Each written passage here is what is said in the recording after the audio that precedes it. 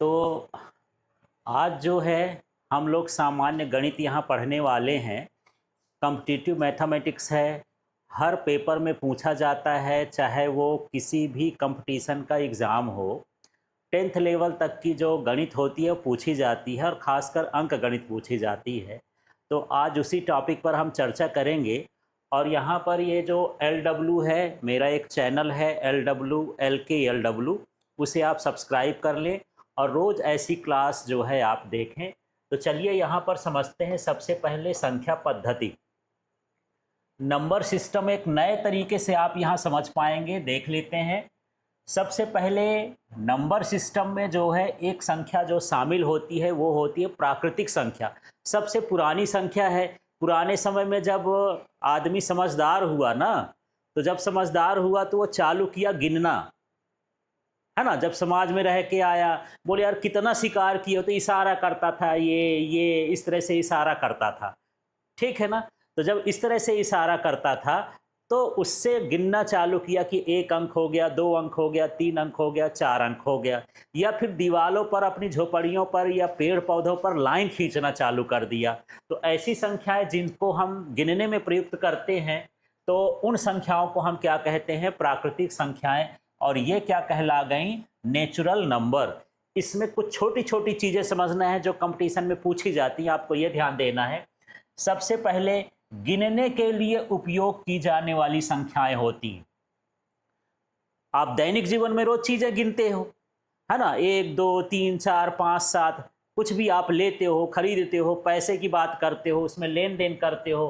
तो जो में उपयोग की जाने वाली संख्याएं होती हैं वो क्या जनरली होती हैं? प्राकृतिक संख्याएं। समझ में आ गया किस तरह की संख्याएं हैं? प्राकृतिक संख्याएं।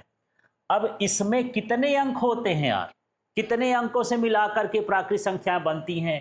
तो ये 1 2 3 4 5 6 7 8 9 और 0, इनसे मिलाकर के प्राकृतिक संख्याएं बनती हैं। लेकिन शुरुआत 0 से नहीं होती है, ये मत समझ लेना, है ना। जैसे हम गिनते हैं 1 2 3 4 5 6 7 8 9 10। 10 बनाने के लिए 0 का उपयोग करते हैं, 20 बनाने के लिए 0 का उपयोग करते हैं, पर 0 की शुरुआत इसमें नहीं होती है। समझ में आ गया? तो इसमें कितने अंकों का प्रयोग किया जाता है संख्या बनाने के लिए? 10 अंकों का। कितना अंकों का? 10 अंकों का। अब ये कहाँ से प्रारंभ होती हैं? 1 से प्रारंभ होती हैं।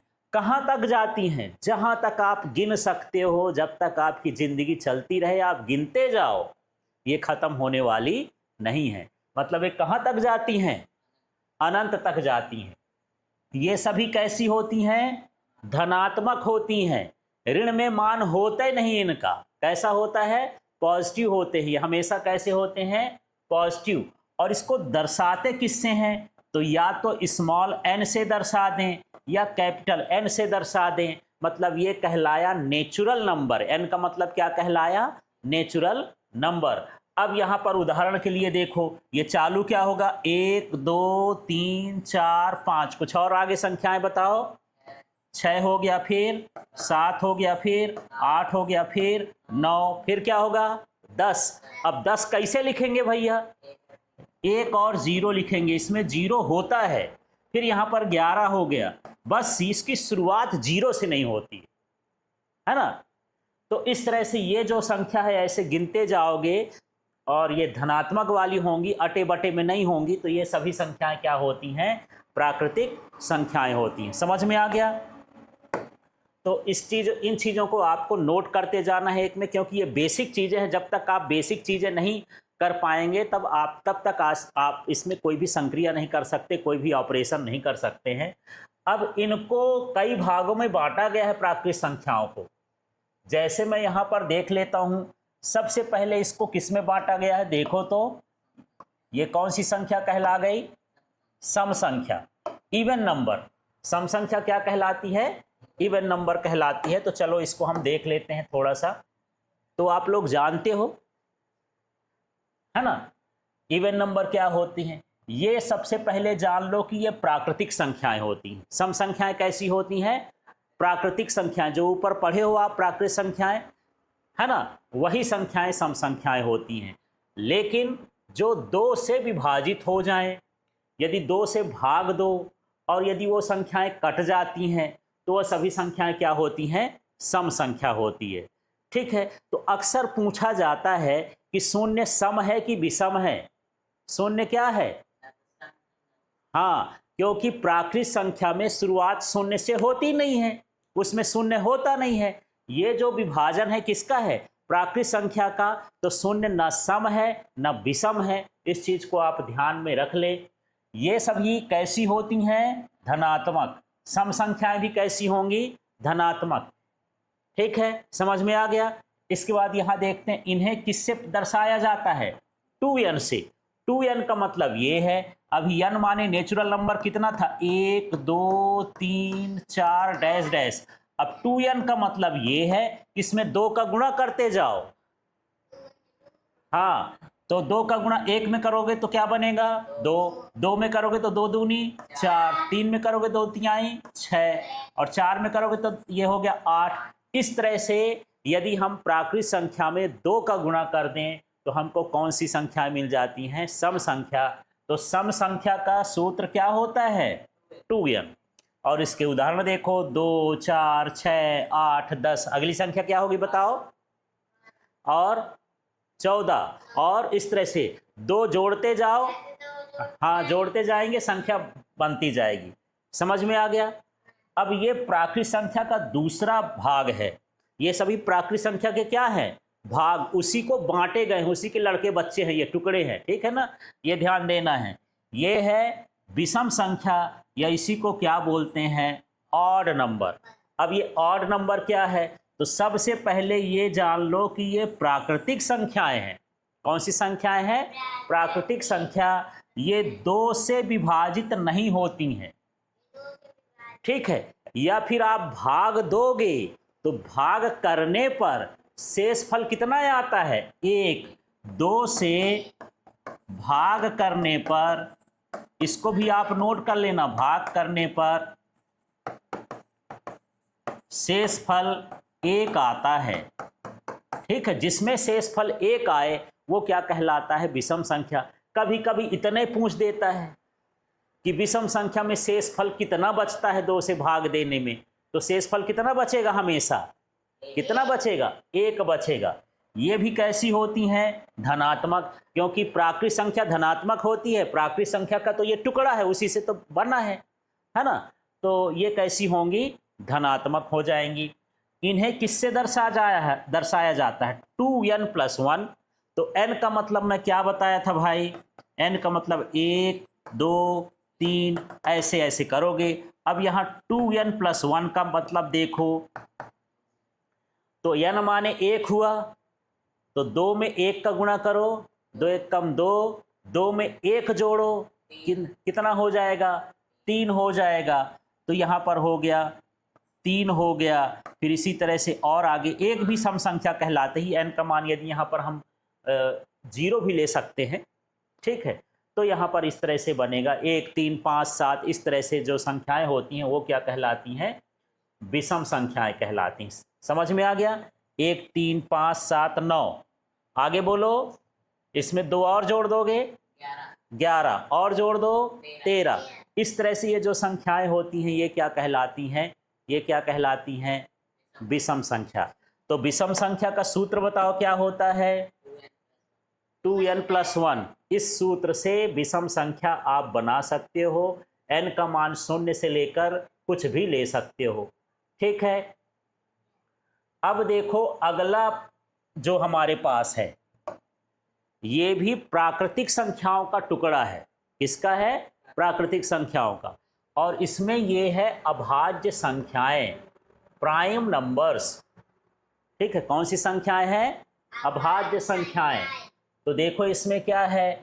वे प्राकृतिक संख्याएं जो एक और स्वयं से विभाजित होती हैं और किसी से विभाजित नहीं होती हैं। अभाज्य का नाम ही है ये किसी से न कटने वाली हो। सिर्फ किससे कटे? एक से। और किससे कटे? स्वयं से कटे। तो उसे हम क्या कहते हैं? अभाज्य संख्या। ये कैसी संख्याएं होती हैं? प्राकृतिक। और जब प्राकृतिक हैं तो सभी अभाज्य संख्याएं कैसी होंगी? धनात्मक होगी। तो मुझे ये बताओ कि -3 अभाज्य संख्या है कि नहीं है? नहीं है, क्योंकि इसमें माइनस लगा है। यदि 3 भर पूछते तो अभाज्य संख्या है, लेकिन माइनस वाली संख्याएं अभाज्य संख्या नहीं है। ठीक है, एक से बड़ी होती हैं अभाज्य संख्याएं। क्या होती हैं? एक से बड़ी। तो मुझे ये बताओ, एक अभाज्य संख्या है कि नहीं है? एक अभाज्य संख्या नहीं है। ठीक है, तो फिर क्या है यार? दो सबसे छोटी एकमात्र सम अभाज्य संख्या है। ठीक है, दो किससे कटेगा? या तो एक से कटेगा या स्वयं से कटेगा। एक जो है अभाज्य संख्या होती नहीं है। अभाज्य संख्या क्या होती है? दो होती है। और ये क्या है? सम है। इसके बाद कोई भी संख्या लिख लो, सम नहीं आने वाली। तो बताओ कि एक ऐसी संख्या बताओ जो सम भी हो और अभाज्य भी हो। दो। वो कौन सी संख्या होती है? दो। ये सबसे छोटी होती है, अभाज्य भी होती है, ठीक है, और सम भी होती है। ठीक है, उदाहरण के लिए देखो, दो किसी से कटेगा क्या? नहीं कटेगा। खुद से कटेगा, एक से कटेगा। 3, 5, 7 और 9 होगा कि नहीं होगा? 9 कट जाता है, 3 त्रिकाई 9 विषम में आएगा, अभाज्य में नहीं आएगा, ये समझ लेना है। फिर 11 है, 13 है, ऐसी संख्याएं जो किसी से विभाजित नहीं होती हैं, या तो खुद से विभाजित होंगी या फिर एक से विभाजित होंगी, उसे हम क्या कहेंगे? यहाँ पर अभाज्य संख्या। ठीक है, तो आपको समझना है सबसे छोटी अभाज्य संख्या क्या होती है? 2 होती है। सम अभाज्य संख्या क्या होती है? 2 होती है। क्या कोई और सम अभाज्य संख्या हो सकती है? नहीं हो सकती है। ठीक है, इस तरह से हम यहाँ पर प्राकृतिक संख्याओं को ही अभाज्य संख्याओं में बांटते हैं। अब यहाँ पर हम देख लेते हैं अगली जो संख्या है, ये क्या है? देखो तो, पढ़ो कौन सी संख्या है? हाँ, यहाँ पर अगली जो संख्या है वो क्या कहला गई? भाज्य संख्या। ठीक है, तो भाज्य संख्या क्या है? नाम में ही बताओ, नाम से पता चला कुछ? नाम से क्या पता चलता है भाई? जो विभाजित हो जाए, जो कट जाए, वही क्या कहलाती है? भाज्य संख्या कहलाती है। तो देखो, भाज्य संख्या को बोलते हैं अंग्रेजी में क्या? Composite numbers. तो ये क्या है? ये भी प्राकृतिक संख्याएं हैं। भाज्य भी क्या है? प्राकृतिक संख्याएं, जिनके 2 से अधिक अभाज्य गुणनखंड होते हैं। माने उनको विभाजित करें तो टुकड़े में हो जाए, अभाज्य संख्या में आ जाएं, उन्हें हम क्या कहते हैं? भाज्य संख्याएं। ये सभी क्या होती हैं? धनात्मक होती हैं। 3 से बड़ी होती हैं। 3 तक जो है अभाज्य संख्या ही है, भाज्य नहीं है। जैसे 1 जो है टुकड़े में कर सकते हो क्या? नहीं कर सकते हो। 2 को कर सकते हो क्या? नहीं कर सकते हो। 3 को कर सकते हो क्या? नहीं कर सकते हो। 4 को करोगे यार, 2 गुणे 2, 4 को क्या लिख सकते हो? 2 गुणे 2। तो सबसे जो छोटी अभाज्य संख्या होती है, सबसे छोटी भाज्य संख्या कितनी है? 4। अभाज्य कितनी है? 2। अभी कंफ्यूजन हो जाएगा, इसलिए ध्यान से रखना है आपको।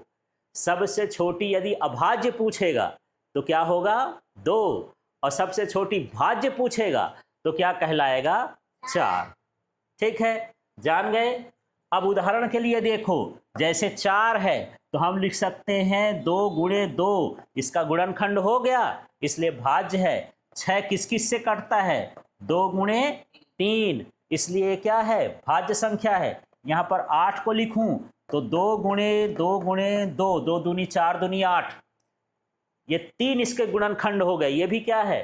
भाज्य है। 9 को देखोगे तो 3 गुणे 3, 3 त्रिकाई 9 हो गया। और 10 को देखोगे तो 2 गुणे 5, कम से कम 2 जो है उसके गुणनखंड होना चाहिए, भाज्य गुणनखंड।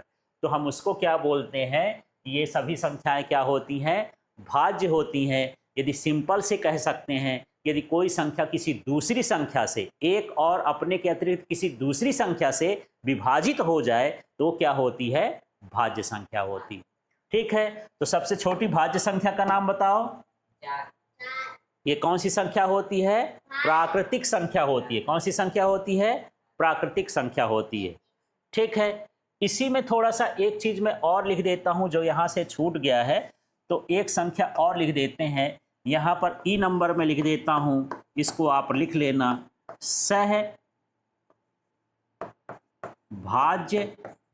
संख्या, इसको बोलते हैं को प्राइम नंबर। क्या बोलते हैं? को प्राइम नंबर। अब ये क्या होता है यार? नहीं, जिनका HCF 1 हो, जिनका HCF माने महत्तम समापवर्तक 1 हो, उसे हम क्या बोलते हैं? सहभाज्य संख्या। जैसे 2 है और 3 है, ये एक दूसरे को काटेंगे क्या? नहीं काटेंगी। ठीक है, इनका HCF निकालोगे तो कितना आएगा? महत्तम समापवर्तक कितना आएगा? 1 आएगा। ठीक है, अब यहाँ 9 और 11 देखूं, इनका भी, और यहाँ पर और ले लेता हूँ, 2 भी ले लेता हूँ, इनका जो HCF है कितना आएगा? 1। तो ऐसी संख्याओं को हम क्या बोलते हैं? सहभाज्य संख्या। ठीक है, तो इस तरह से यहाँ पर प्राकृतिक संख्याओं के कितने टुकड़े कर दिए गए? 5। याद करो, उसको क्या बांटा गया? सम में, जो 2 से विभाजित हो। फिर किस में बांटा गया? विषम में, जो 2 से विभाजित ना हो। फिर कौन सा हो गया? अभाज्य, जो किसी से विभाजित ना हो, एक और अपने के अलावा। फिर क्या बांटा गया? भाज्य, है ना, जो किसी दूसरी संख्या से क्या हो सकती है? विभाजित हो सकती है, एक को छोड़ करके। ठीक है, फिर क्या होता है? सहअभाज्य, जिनका महत्तम समापवर्तक, जिन संख्याओं का महत्तम समापवर्तक 1 हो, उन संख्याओं को हम क्या बोलते हैं? सहभाज्य संख्या। इस तरह से 5 भागों में किसको बांट दिया गया है? प्राकृतिक संख्याओं को। समझ में आ गया? अब हम अगले प्रकार की संख्या पढ़ने वाले हैं और उस संख्या को समझते हैं। तो ये संख्या कौन